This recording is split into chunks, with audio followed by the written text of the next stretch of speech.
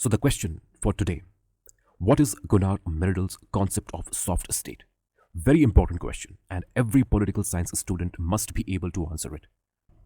Gunnar Myrdal एक Swedish sociologist थे जिन्होंने डेवलपिंग कंट्रीज के कॉन्टेक्स्ट में सॉफ्ट स्टेट इस टर्म को कॉइन किया था. This term soft state it refers to the state that is found in developing countries और least developed countries.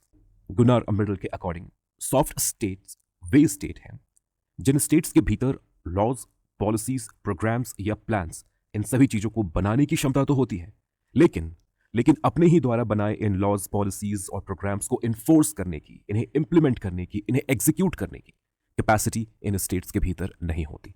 So they make laws, these states they make laws, they frame policies and programs, but they are not capable enough to execute these policies, programs and implement these laws.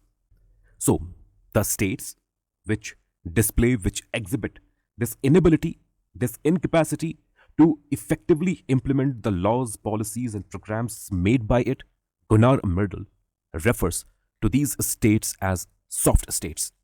अब सवाल यहां पर यह है कि ये जो soft states हैं, आप इन्हें वीक स्टेट्स भी कह सकते हैं, वो कौन कौन से फैक्टर्स हैं जो इन स्टेट्स को सॉफ्ट स्टेट्स बनाते हैं. डेवलपिंग कंट्रीज और लीस्ट डेवलप्ड कंट्रीज में पाए जाने वाले इन सॉफ्ट स्टेट्स को सॉफ्ट स्टेट या वीक स्टेट्स या इनइफेक्टिव स्टेट्स बनाते हैं. वे कौन कौन से फैक्टर्स मौजूद हैं उन कंट्रीज के भीतर. गुनार मिर्डल के अकॉर्डिंग 3 ऐसे कारण हैं. देयर आर 3 फैक्टर्स और 3 reasons why these states are soft states or weak states. The first and the most important reason is corruption, widespread corruption. In countries में आप corruption के highest level को आप देख सकते हैं, observe कर सकते हैं, और यहाँ पर इन countries की जो bureaucracy होगी वो पूरी तरह से corrupt होगी. The bureaucracy present in these countries are ineffective and they are ineffective because they are corrupt. आपको समझना है कि policies, programs जो बनते हैं इन्हें पेपर से जमीन पर उतारने के लिए ब्यूरोक्रेसी का इफेक्टिव होना, कंपीटेंट होना, एफिशिएंट होना बहुत ज़रूरी होता है.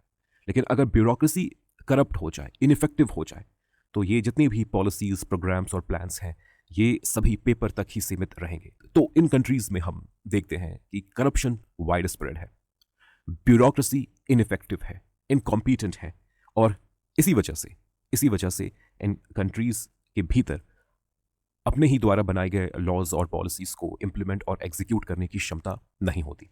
दूसरा इंपॉर्टेंट रीजन है नियो पैट्रिमोनियलिज्म. गुनार मिर्डल कहते हैं कि इन कंट्रीज में आपको नियो पैट्रिमोनियलिज्म देखने को मिलेगा. पैट्रिमोनियलिज्म का यहां पर मतलब है कि कंट्री के भीतर जो टॉप मोस्ट लीडर्स होते हैं, जिनके पास पावर होता है, इनके द्वारा जो भी important political and non political appointments की जाती हैं, ये सारे अपॉइंटमेंट्स लीडर अपने पर्सनल चॉइसेस, अपने प्रेफरेंसेस और लॉयल्टी के बेसिस पर करता है. जो रूलर है, जो लीडर है, वो उन्हीं लोगों को गवर्नमेंट के भीतर शामिल करता है, ब्यूरोक्रेसी में अपॉइंट करता है जो लोग उस लीडर के प्रति लॉयल हो. मोस्टली आप देखेंगे कि लीडर्स के जो फैमिली मेंबर्स हैं वही गवर्नमेंट के इंपॉर्टेंट पोस्ट्स को, इंपॉर्टेंट पोर्टफोलियोज को अपने पास रखेंगे, और जितने भी ये ऑफिशियल्स हैं, both political and non political, ये सभी ऑफिशियल्स लीडर के प्रति लॉयलिस्ट होंगे. इस वजह से पूरा का पूरा जो मशीनरी है, गवर्नमेंट की जो पूरी मशीनरी है, वो बस एक नाम मात्र के लिए एग्जिस्ट करती है. अल्टीमेटली गवर्नमेंट के पूरे मशीनरी का एकमात्र ऑब्जेक्टिव होता है कि लीडर के पावर को सेफगार्ड किया जाए, ये इंश्योर किया जाए कि लीडर जो है या जो पॉलिटिकल पार्टी है वो पावर में बनी रहे. तीसरा और सबसे important reason, lack of civic consciousness, या आप कह सकते हैं कि इन कंट्रीज के भीतर सिविल सोसाइटी का वीक होना. लोग एकजुट नहीं होते, लोग संगठित नहीं होते, समाज में प्रेशर ग्रुप या इंटरेस्ट ग्रुप की कमी होती है, लोग पॉलिटिक्स से अपने आप को दूर रखते हैं, अलग रखते हैं, लोग पॉलिटिकली मोबिलाइज्ड नहीं होते और अपने इंटरेस्ट, अपने राइट्स के लिए फाइट करने के लिए तैयार नहीं होते. लोगों के इस तरह से इनएक्टिव, अनअवेयर और पैसिव होने की वजह से ही, पॉलिटिकली मोबिलाइज्ड नहीं होने की वजह से ही इन कंट्रीज में जो गवर्नमेंट है, जो स्टेट है, वो और अधिक कंप्लेसेंट हो जाती है.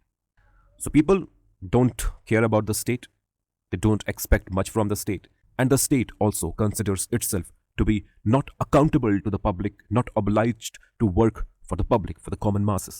So these are the important features of soft state, the term which was originally coined by Gunnar Myrdal to explain the type of states that are found in developing and least developed countries.